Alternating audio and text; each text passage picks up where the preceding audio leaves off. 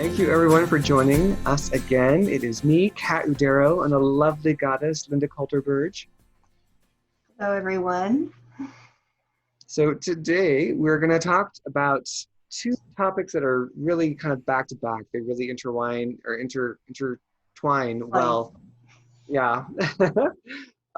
We just had a little meditation, so we're both a little like, right now, which feels great. But those topics are the pitfalls of positivity, say what, and the gifts of gratitude. And Lynda and I have had a lot of experience learning how to navigate what it means to be positive in a way that's authentic and real, and a way that's useful, and learning how to come into gratitude in such a way that we really can be truly and deeply grateful for whatever it is that's going on, even if our first instinct may have been a negative reaction to it. And what would you like to start off with, Miss Lynda? I really was intrigued when you wanted to talk about the pitfalls of positivity. I grew up in a family that in most ways was an ideal family. I was loved. We had a great, I grew up in 10 acres, had animals and pets, and had great joy, and also had a lot of sorrow that just sat below the surface, and had a lot of those elephants in the room that weren't talked about. Money was one.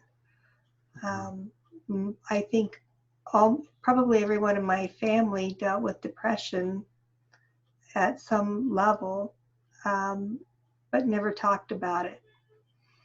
And so when you talked to me about the pitfalls of positivity, I grew up in an environment where we were taught to be positive, and that being angry was not acceptable, and being hurt was something to get over so that we could get back to being positive. And in a lot of ways, it was a great coping mechanism for dealing with poverty, dealing with depression. But on the other hand, it was very destructive later in my life. I had no idea how to deal with emotions that I had suppressed through that entire time. And I think a lot of people are feeling a lot of emotions that maybe they have suppressed for a long time, that weren't safe to feel.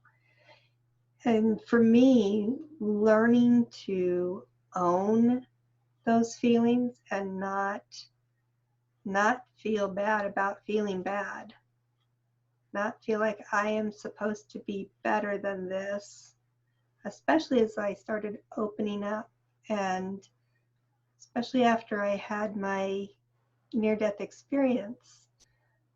It's like, well, now you have all these things that tell you all of these reasons to be always, to be so happy and to be so wonderful. Why do you feel miserable? You shouldn't have that right. And having a lot of judgments about how I felt. And one of the things that coming through this is, it's not about not feeling them, it's about acknowledging those feelings, but not being enslaved to them. And so we can, and if somebody's really struggling with this, I highly recommend dialectic behavior therapy, DBT, because it recognizes that you can have those feelings and not be owned by them, and be able to in a way analyze why you're having those feelings. Are you bringing those from the past? Are those feelings you've adopted from someone else? Are those feelings of being in complete denial? So, I'm going to be happy, dang it, because I am now new age and I am now enlightened, and in order to get what I want, I need to be enlightened.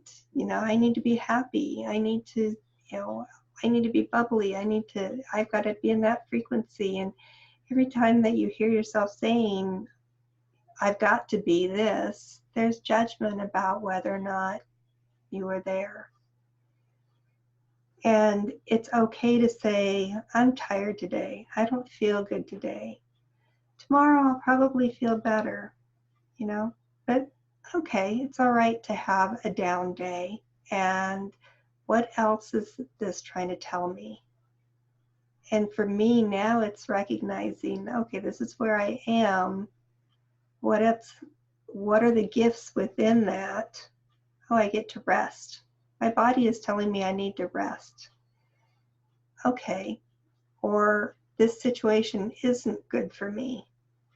And so, yes, it's okay for me not to feel good about this situation because it is not in my best interest. It feels harmful. Or, you know, I don't know the answer here. This is uncomfortable. I don't like it. It feels like my world is crashing in. And yet I'm going to hold space that somewhere out there I agreed to this. That's my personal belief. I agreed to coming into having lessons. Now, what they look like may not have been in the fine print, or I may not have read that fine print so carefully, but that I agreed to have these lessons. And can I be able to allow myself, in one hand, to feel this unease, knowing that there may be something that it is a lesson that I've asked to be taught. Yeah.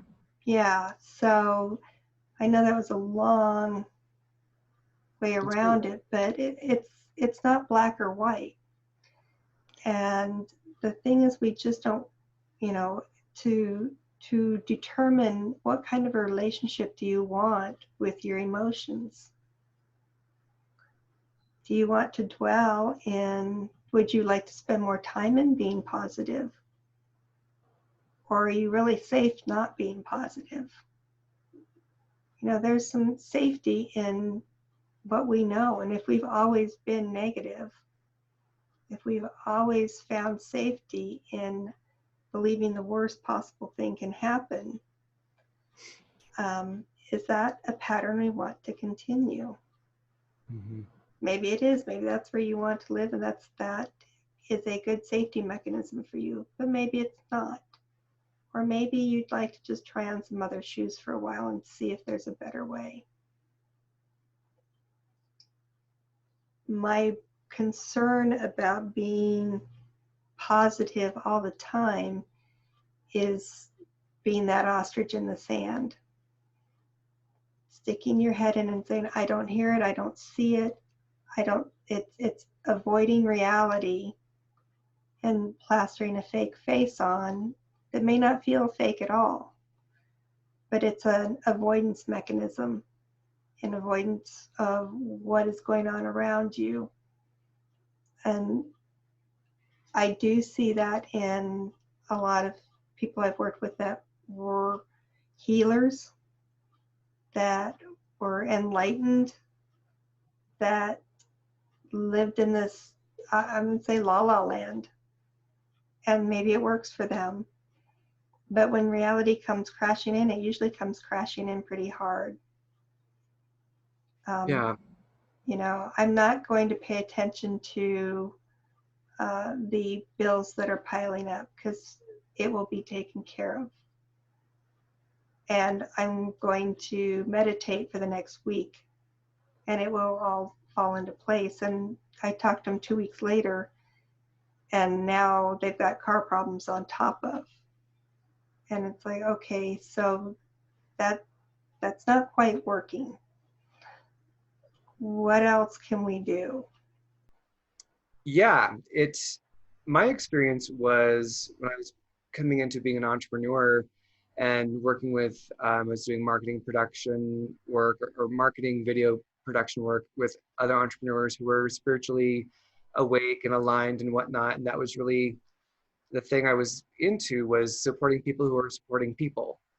You know, I can support you being successful while you're helping other people be successful in whatever areas they're struggling. And I found it was a culture of positivity, a little bit kind of like that echo chamber that, you know, Lynda and I talked about last week, where if you weren't being really positive all the time, it was like, you know, something's up with you, and you kind of got, I don't want to say ostracized, but there wasn't a lot of understanding for somebody who wasn't just being super positive. And for me, that could feel like a performance. And I needed to perform being positive. And I did do that kind of the head in the sand moment. Or I guess for me, it was more like, I'm being so positive, I'm being really positive, but things still aren't working. And it was trying to use positivity as a shield, as opposed to I'm going to retrain my emotions so that I learn how to manage my anger. I learn how to um, navigate my depression. And it's not do or die, it's not black or white. I'm going to be in a process of learning how to raise my frequency, and it's not pass or fail, it's a process. And that was something I really, it took me a long time, many years, to learn to how to keep showing up and addressing my depression, my sorrow, my anger in a way that was proactive and not reactionary. I think that brings up a huge part that both of us have talked about, and that is, you know, happiness and true joy and happiness is an inside job. And it's not a reactionary thing that happens. I'll be happy when I get that job. If only this, then I would be happy. Mm-hmm. You know, so the other part of that is, if I stay happy enough, this isn't going to happen. It's like a barter here, that we have this expectation that if we do things just right, then those bad things aren't going to happen. Mm-hmm. You know, if we're just good enough, if we're good enough kids, We're just happy enough all if the we're happy time. enough, if we're right, then of course everything will fall into place. And that's what they teach, you know, be happy, be in that positive place to get what you want.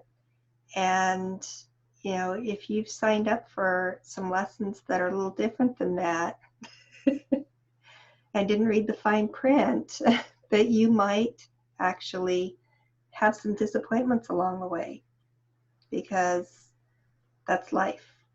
There are disappointments. That's part of that process.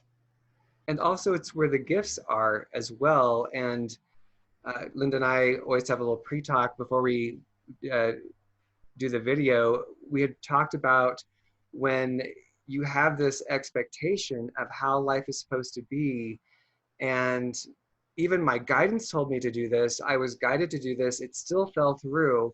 What the beep, beep, beep, Bleep, beep, beep, beep, beep, beep. Like, what is bleep. going on? And, you know, I definitely had experiences of that as an entrepreneur, where I was like feeling really guided to do this, and things were falling apart. And it was like, I couldn't, because I was so reactionary, it was like, this is the gift. Things are falling apart because you need to see how dysfunctional your beliefs are. You Yeah, need to see this inner world that you are trying so desperately to control and being so reactionary about, and all of the stuff that you're doing, all these fears that you're trying to fight so hard, that really are being the narrator in your experience. They've got to come out, do their total dance, and give you the worst scenario possible, so you'll stop being afraid. When the worst thing finally happens, what is left for there to be afraid of? And I had to go through a huge financial fallout to finally get that I was still okay. Like, do you get that you are in the worst financial position you've ever been in and you're fine? Can you get that? Can you feel that? Can you stop reacting for a moment and realize that you are not your situation? You are not this experience that you're having. You are having an experience, but you yourself, my friend, are going through it, and you're not the experience. And you are able, you can transcend this because it's a journey. It's not who you are. Exactly. And I've gone through similar experiences where, you know, everything had to be shed from me after doing exactly what I was guided to do.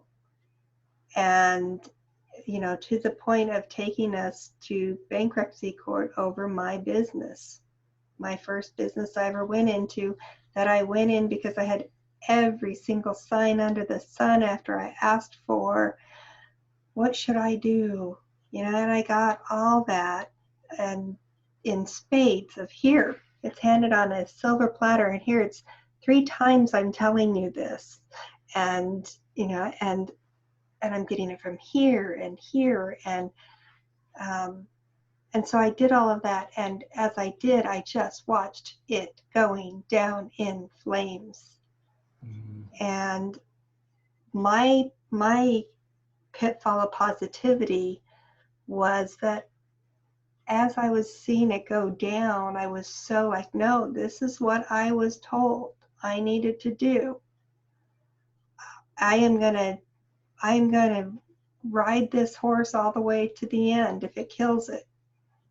You know, because this, and rather than looking at lessons along the way, I might have been able to curb that damage had I paid attention to the lessons prior to that. But I was so busy fighting with the, no, I'm going to be positive, it has to be this way, this is what it is, that I probably missed opportunities to learn those lessons when it didn't have to go that far.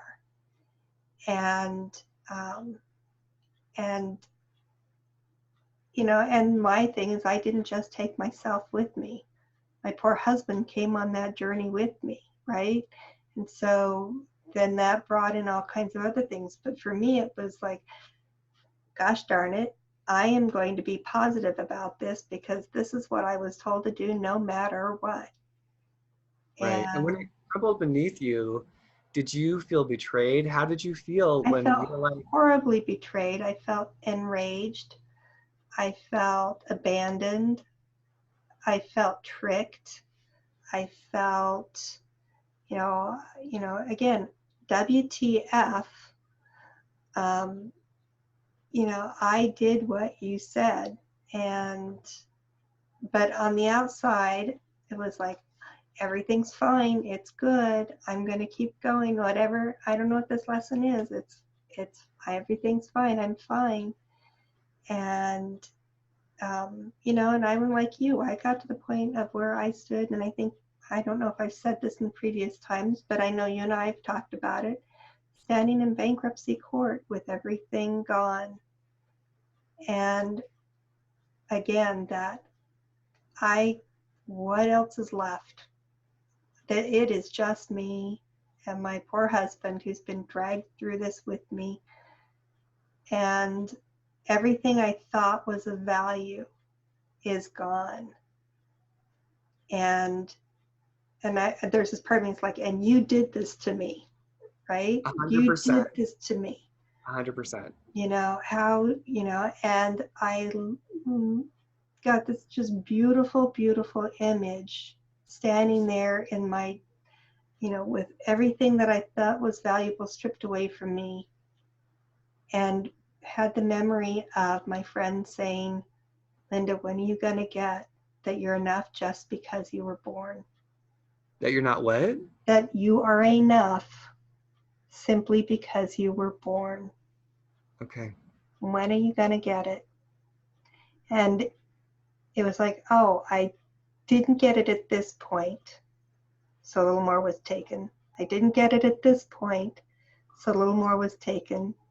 I didn't get it at this point, so a lot more was taken until I didn't have anything left to give, and there was nothing but me to be able to say, am I enough?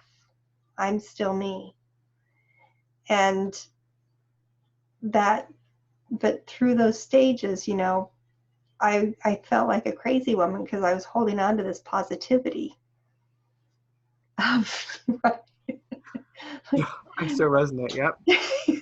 I am going to be positive all the way to the grave, man. I am going Well, to this do it. part underneath you is like raging and so angry, and this outer part is like, Raging look, and I'm doing it. I'm doing it. I'm showing you positive. See, I'm yeah, doing it. see, reward me. I'm being, Wow. you know, because it's that external piece, and and everybody else could see I was not positive. Like I wasn't fooling anybody but me. You what? I wasn't fooling anyone but Anyone me, but you? Okay. right? I mean, Mhm. it's pretty obvious I was not positive. Um, Although I can say there have been times in my life where I've been able to fool everyone that I was positive. And again, and And you had a training to I do that. hmm, Your upbringing trained taught to you how do to do that, and that. many of us are. And I think that especially in this time where things are going to be difficult and scary, and you know, to be able to say, you know, it's okay to not be okay, Yeah. and to, you know, we talked about the Stockdale paradox of, Oh, yep. you know, for those who aren't familiar with them, he was a POA, POA, PO. There's been W. too many Prisoner of freaking war. acronyms lately. A POW, Prisoner of war. PUA, PA, you know, yeah. Um, but a POW who was in Hanoi Hilton, the worst place you could possibly be, and he was there for 8 years. And the paradox was he would consider himself a realist. He didn't even really say he was a pessimist. He was a realist. He, like every day, it's like, I'm just going to make it through this day. This is where I am. This is what's happening. I'm just going to make it through tomorrow. And in those 8 years, he watched uh, other GIs come and go, pass away, and he realized it was all of the ones that were perpetually optimistic, and that they would, um, you know, it's going to be Christmas, they're going to get us out at Christmas. It's going to be Easter, they're going to get us out of Easter at Easter. And what I took away from all of that, and when that came and it didn't happen each time, it just like chipped away at their soul a little bit more until they Right. gave up. Yep. Every Each disappointment. disappointment, Yep. and that was mine, was like every disappointment just kept chipping away because I was that optimist. It's going to turn around. It's going to turn around. I don't know how. Um, Versus being really realistic about where my situation was Hmm. and dealing with it in that here and now. And so the paradox is understanding and being an observation of where you are here and now. And you can be optimistic that things can change, but your happiness is not based on that external activity. Yeah. Something out of your control or even in your control, because who really is in control? Yeah. We were saying how being a realist in that moment for this POW going through this, he was proactively taking care of his emotions and getting himself through day by day. It was more moment to moment versus the optimists, and all the optimists died, where it's like their optimism was dependent on someone saving them, on something external happening. And so there was a giving away of personal power. And of course you would in that situation. Of course you would just be like, this has got to change. Someone's got to save me.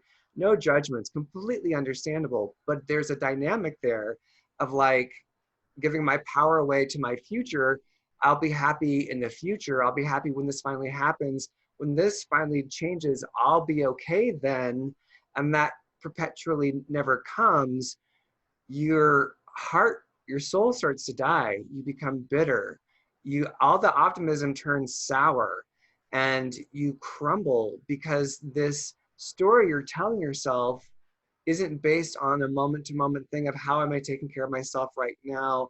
What do I need to do today? Where am I in this moment? How can I give myself something to make this change for me here and now? It's not a future dependency, it's a moment to moment relationship. And it's absolutely, for me, required if you're going to be in the flow. You have to be in the present moment. And Which is that, easier said than done. which is easier said than done, because we all have bills, we all have worries. We could, we could all lose our job or our business, or all of those things A can loved happen. one, A whatever loved we're holding one, on to for security. everything, right? And those things are going to hurt, and those things are going to be scary. And we also can take a step back and say, these are emotions I'm feeling.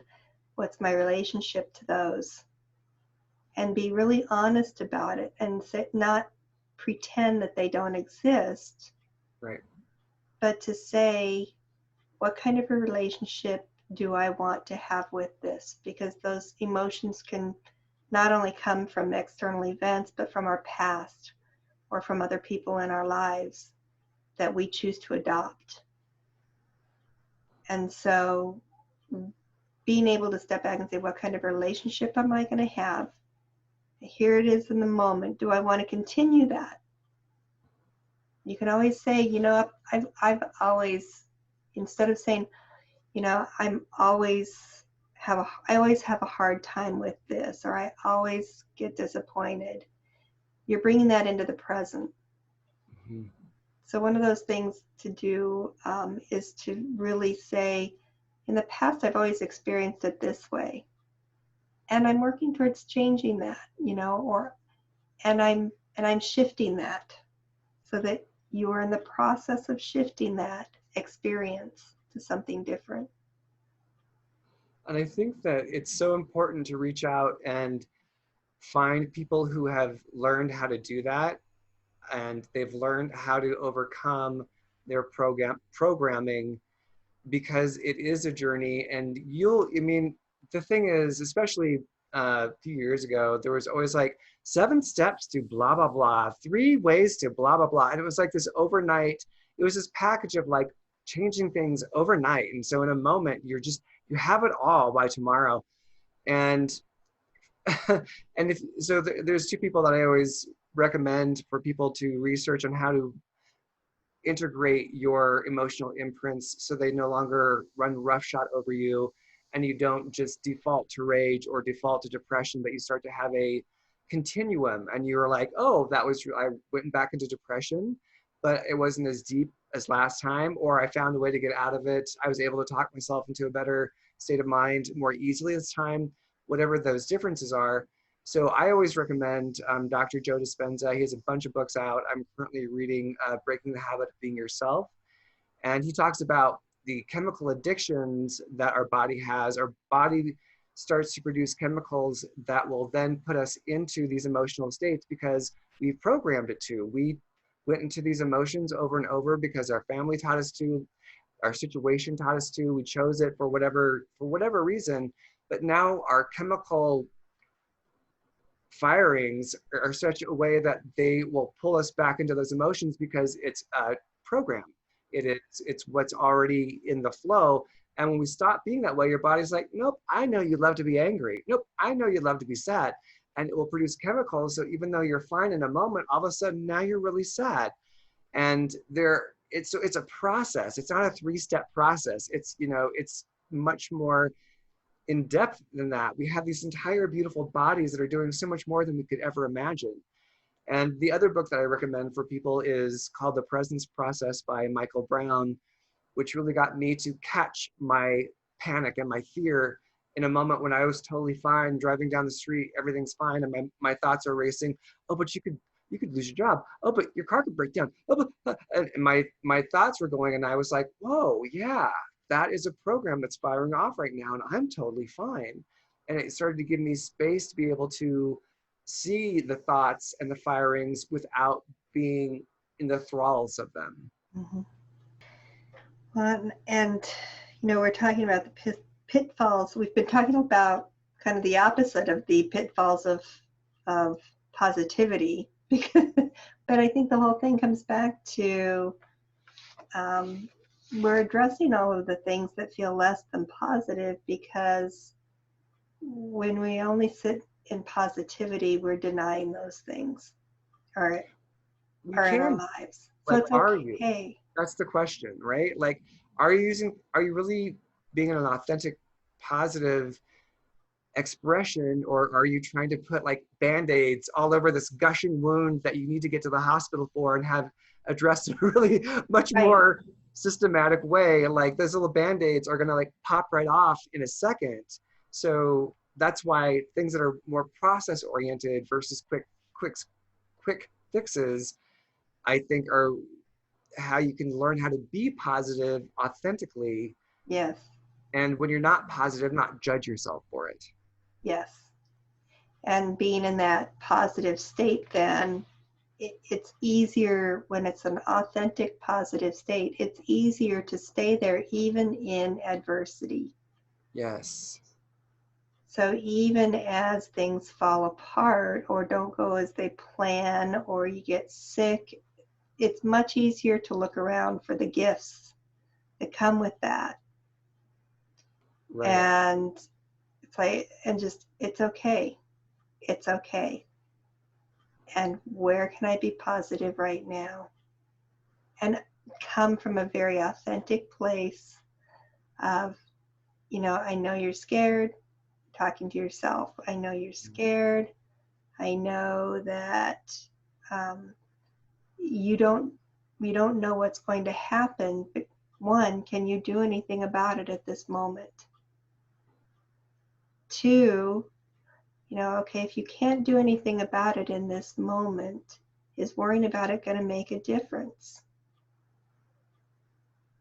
Okay, well, what if you make a list of those things so that you feel more prepared, that you've looked at the options, so that you can set it down, so that you can be open in your space, in your personal inside space, to find those things to be grateful for, to find the ways to be positive in a genuine manner.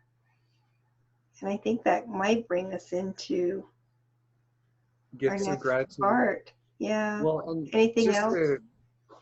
Just to kind of expand on that, because you can also be in a horrible place and you start to put on the brakes. And I was telling you an example about this before we started our recording, where I had an appointment with somebody. It was really a big thing for me. It really symbolized new beginnings and new possibilities. And they didn't meet the appointment. They got the time messed up. And it just sent me into this tailspin of, and all these stories popped up of like, well, they don't respect my time. Obviously, I'm not important enough to them. They have bigger clients than me. And while I was doing that and in the throes of that, I was like, okay, you're really telling yourself a story right now. And I'm still feeling angry. But I'm able to say to myself, like, within this hour process of going to the gym so I could work out my frustration, proactively. And I was able to say, well, haven't you ever had experiences where things went completely wrong and it was the best thing that could have happened? Yes, I have.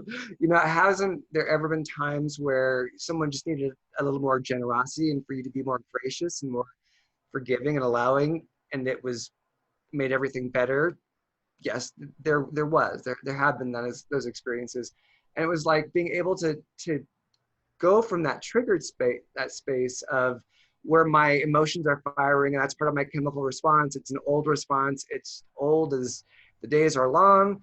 And being able to say, okay, break, break, break, break, and just keep putting the foot down even more until I could flip it around in an hour and be able to communicate and be like, oh, we have it rescheduled. We have more time now. It's going to be a better, and the outcomes were way, way better because I was willing to, I didn't shame myself. I mean, I was a little annoyed with myself for going right into anger, but it was like, but hey, look at what you did. Like you actually did practice being positive in a way that was constructive, not stuffing your emotions down, but processing them through so you could come to an authentic place on the other side. Well, and I keep hearing in a very funny voice, we are so taught what you believe you'll achieve. Oh, yeah. So you are not a good spiritual person if you don't, you're just not believing enough. You're just not, right? You really believed it would happen. Yeah. Yeah. What you believe you achieve. So obviously there must be something wrong with you if you haven't achieved it yet. You're just not doing it right. Mm-hmm. Yeah. And It's a so, defect in who you are. You're somehow inherently messed up. right. That's like the judgment that I feel with that. Yeah. But how many self-help gurus use that phrase? Oh shit. I think the big tall TR that Oh, started that, the entire industry. I think that is his phrase, um, and I actually much more appreciate that you have to imagine it before you can have it, right? yeah. You have to, and to me, that's more the meaning behind that. You have to believe that that's a possibility before you can achieve it.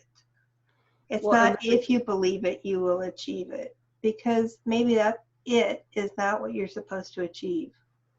is it okay to learn how to believe? Is there stages of believing? Can I have graduation points where I really want this huge goal of, making $5 million a year, if that's my goal. But is there a graduation process, because that's such a big thing to achieve for wherever I'm at? What are the steps that will allow me to graduate? So when I get to that, I can get there in a way that I didn't burn myself out because I had to have the $5 million. And if I don't, I'm a loser, I'm a failure, blah, blah, blah, Right. Or the stories that you hear of someone who couch surfed because they lost everything for their business, but by golly, they were going to stick to it. And eventually they became a multimillionaire after couch surfing, right? And that was, they believed it to the end. They were going to do it, and that was their journey, and that is okay. That is yeah. one way of doing it. And there's a lot of couch surfing people who believed it just as much but didn't have the skills to go with it, and they were self-deluding. and It's and so so tricky. there's just this nuance that we need to start realizing that can help us in this journey. It's progress, not perfection. Right.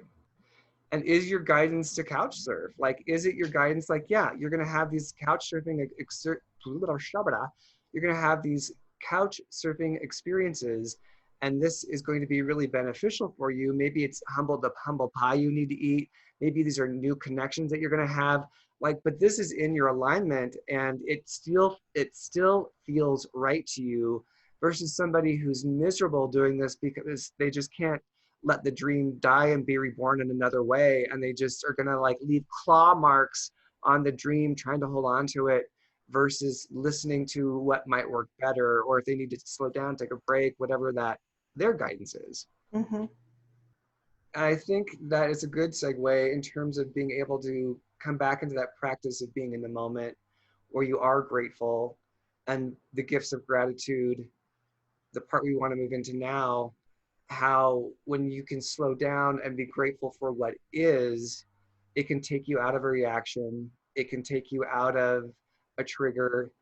If you can give yourself enough space to calm down and feel some authentic gratitude for what it is you have and disengage the disappointment and start engaging what you actually have that's not connected to the disappointment? I feel like you're going to say it a better way. Well, I think you said it, but maybe the example we talked about that I was telling you about would be a good way of looking at The that. cemetery story? The cemetery story. It's a good story.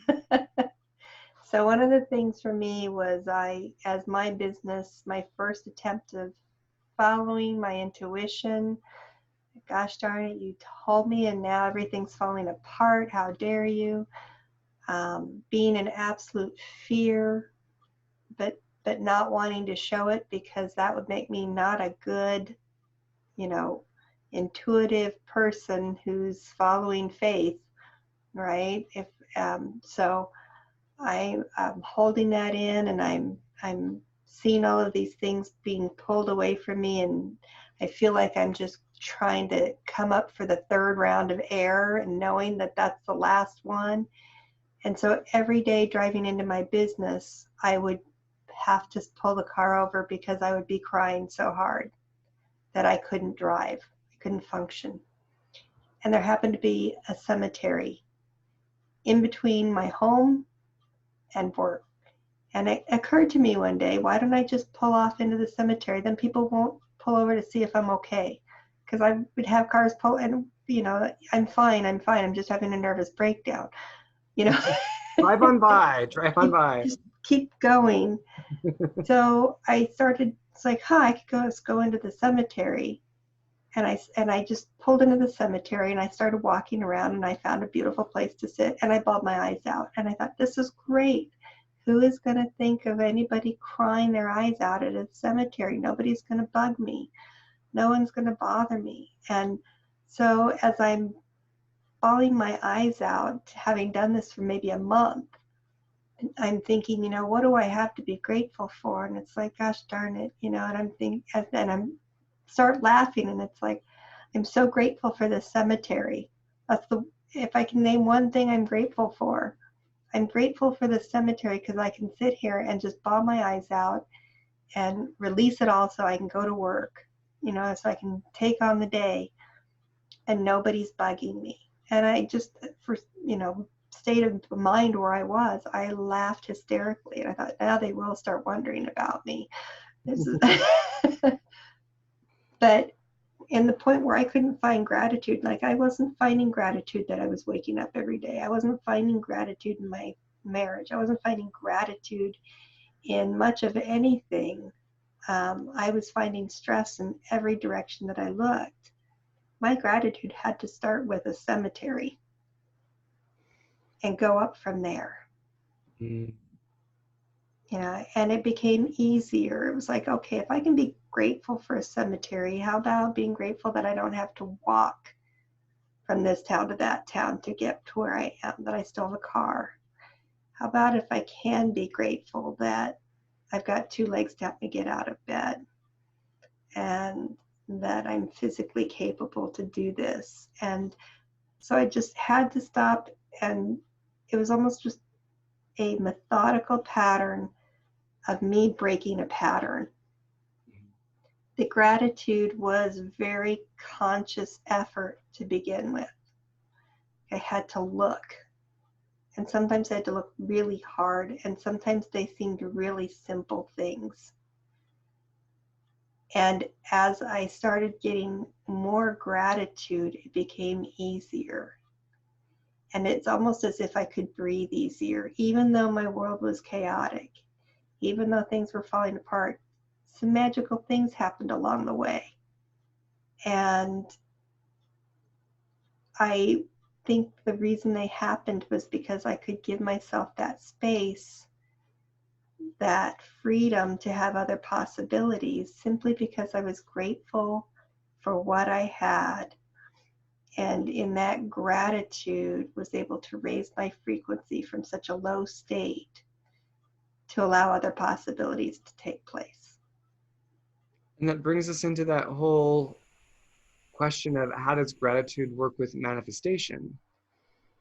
And because you are no longer, you started to shift your frequency. You started to shift on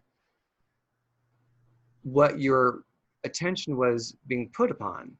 And because your frequency started to shift over into, I can practice gratitude, now I'm resonating gratitude. Oh, now look, a door actually did open for me, because you weren't focused on things being so hard and things being so terrible, and therefore creating from that frequency and seeing the world from that filter. I know it was probably not, I don't know if we even knew each other at that time. Oh yeah, we did. We've been friends for like 8 years now.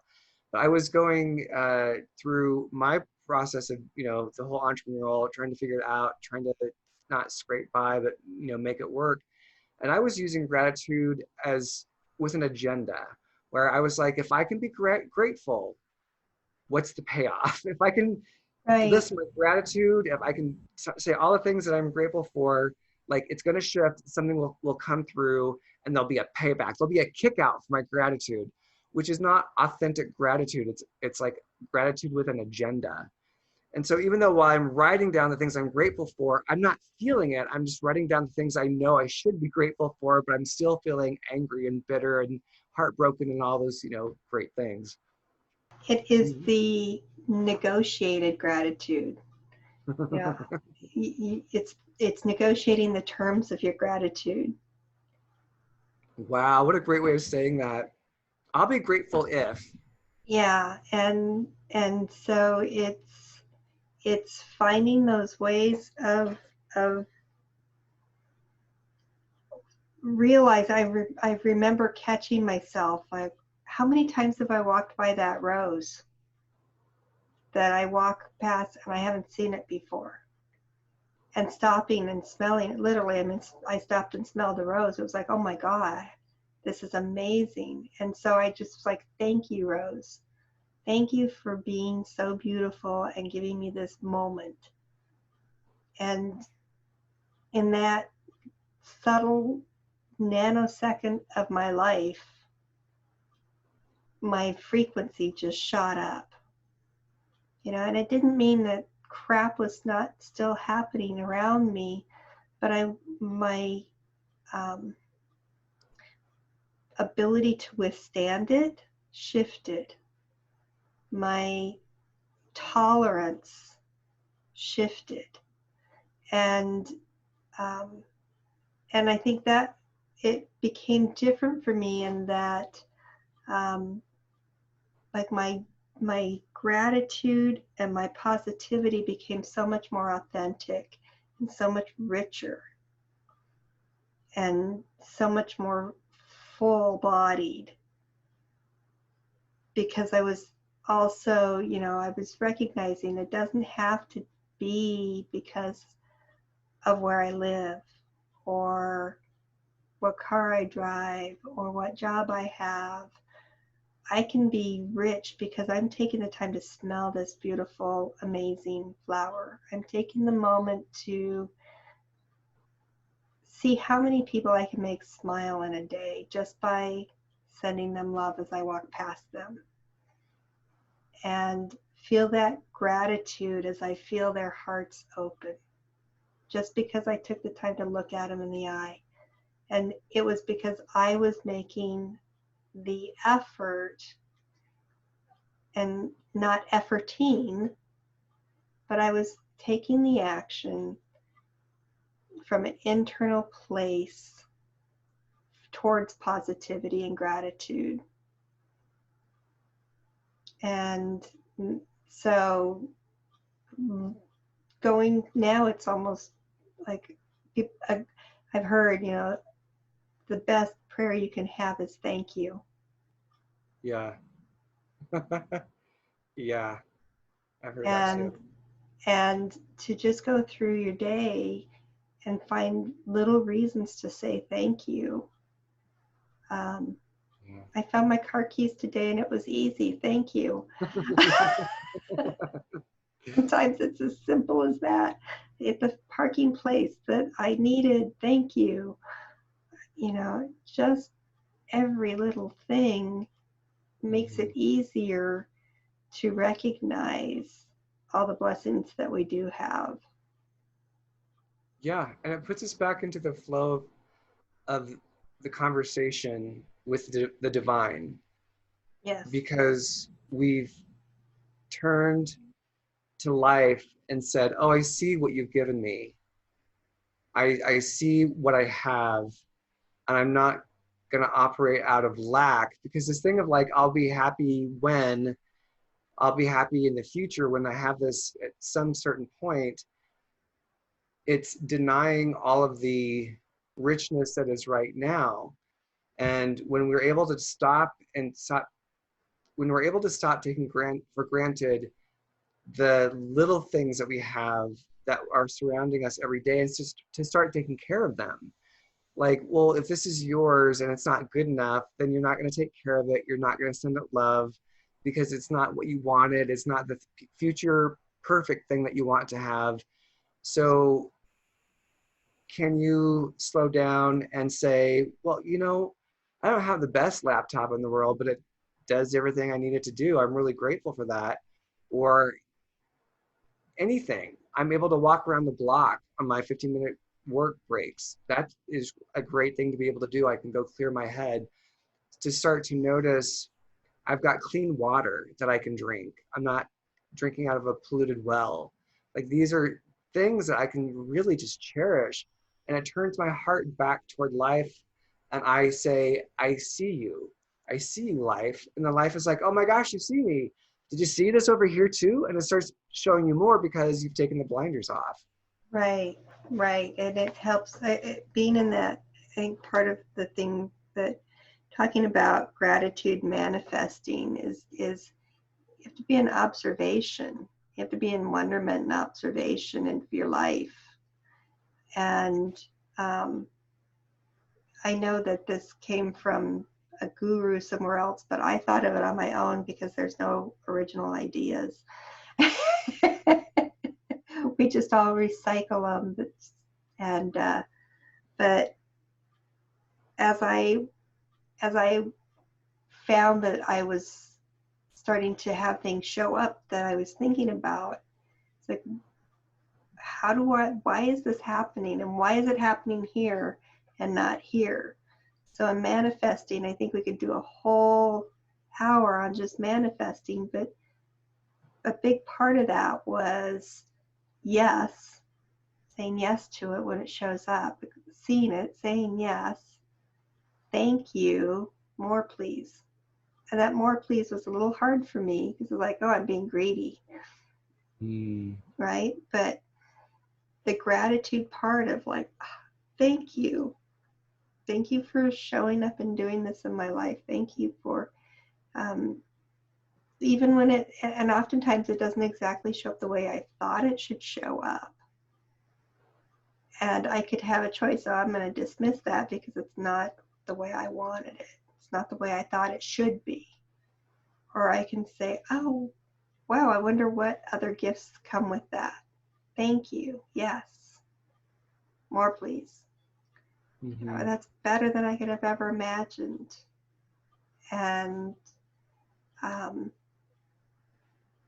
in that manifestation, it's also thinking about it, being so grateful, feeling the gratitude, holding it, but then letting it go.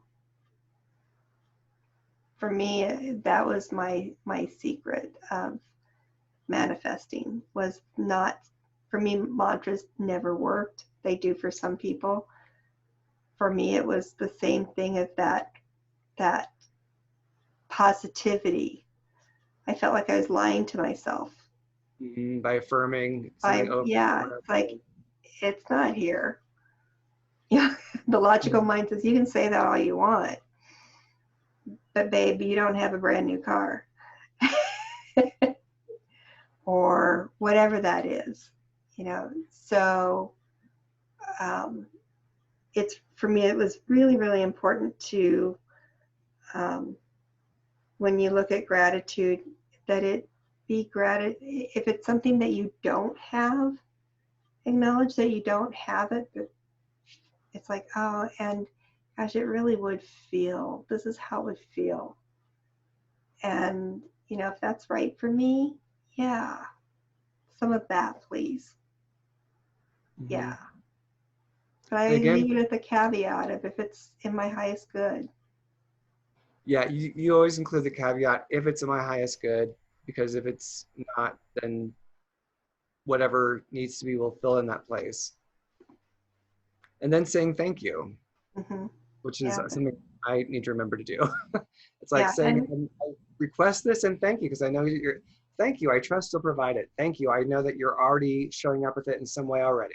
Like, and right. that gets me out of the way of, um, is it here yet? Is it here yet? Is it here yet? Is it, gets me out of that mental frenetic place. Yeah. So for me, it's a lot like going to a restaurant and the sitting down and oh, they've already got water for you. Oh, how nice, Oh, but I wanted bottled water. It's like, oh, you know, oh, okay. And the waiter or waitress comes up and asks you what you'd like. And if you don't know and you just keep sending them off, then that's kind of like you telling the universe you don't know what you want. But generally you'll say, thank you, can you come back in 5 minutes? You're not quite ready yet. We do that in life all the time. I'm not quite ready yet. Okay, and the universe comes back, the waitress comes back. When you decide you're placing your order, what do you usually say? I hope what you usually say is thank you. They thank you for your order and you go, thank you. Yeah. So you haven't gotten it yet, but you're thanking them already in the The work that's, expectation. yeah, thanking them for the work that's being done, for them Yeah, showing thank you for the work being done. And they may come back and say, we are all out of it, but we do have this other thing that's like even better. I'll give it to you for the same price. Is that all right? It's like, okay. Sure, thank you. And being open to that. Or I could choose to be really upset about them not having what I wanted. Exactly. How are you showing up? What are you showing up with? Yeah, that experience is up to me. Yes, totally.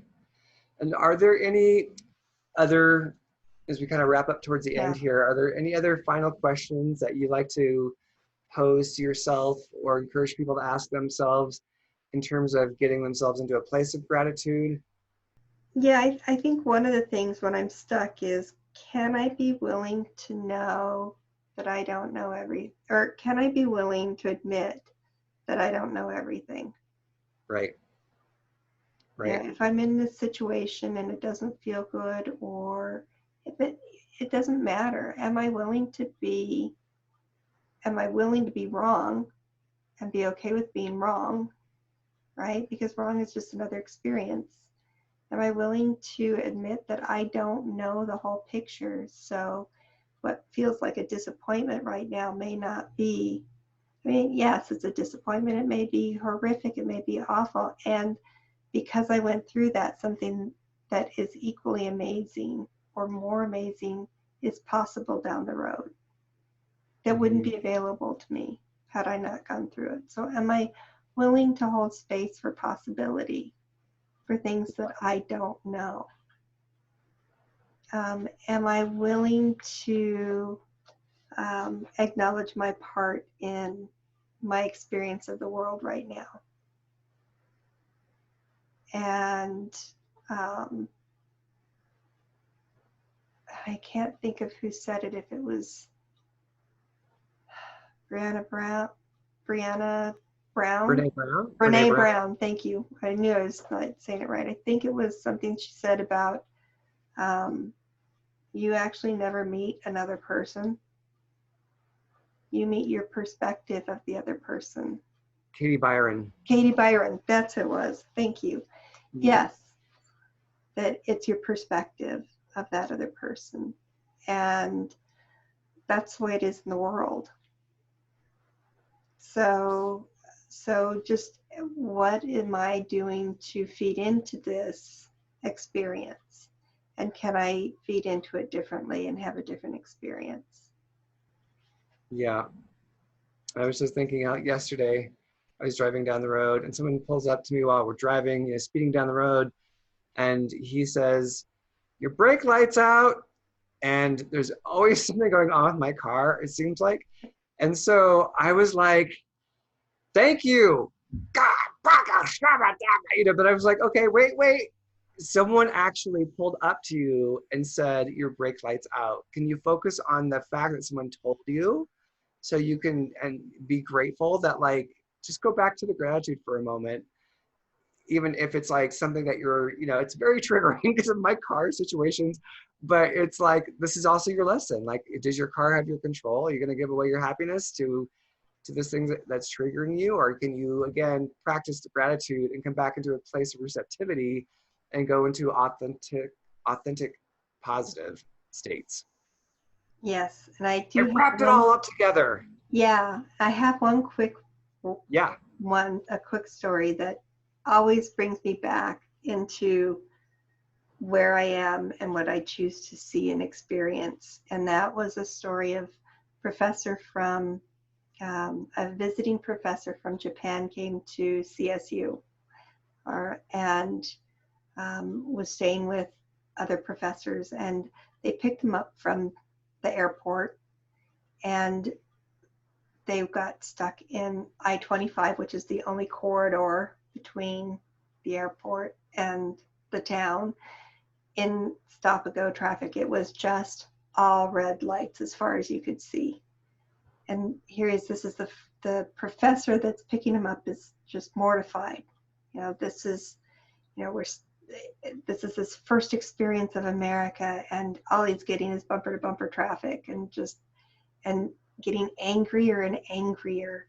And he looks over, and the other professor from Japan is smiling, and he almost wants to shake him. It's like, why are you smiling? And before he could say anything, the professor said, look at that. Doesn't it look like Christmas lights? Like, we get to look at Christmas lights all the way back. And it was the exact same thing with two completely different experiences. One saw Christmas lights, and the other one just saw a delay. And so he said, I got to turn around and watch Christmas lights all the way back. So that's how how quickly we can shift into an actual purposeful positivity. Excellent.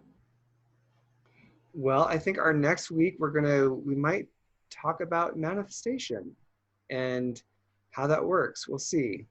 We'll see. It pops in every now and again anyway, but we'll let you know once we know. Figure it out. Who knows? We'll be flexible. That's right. We'll be in the flow and be flexible. Yeah, we'll listen to what needs to come to the surface. Excellent. All right.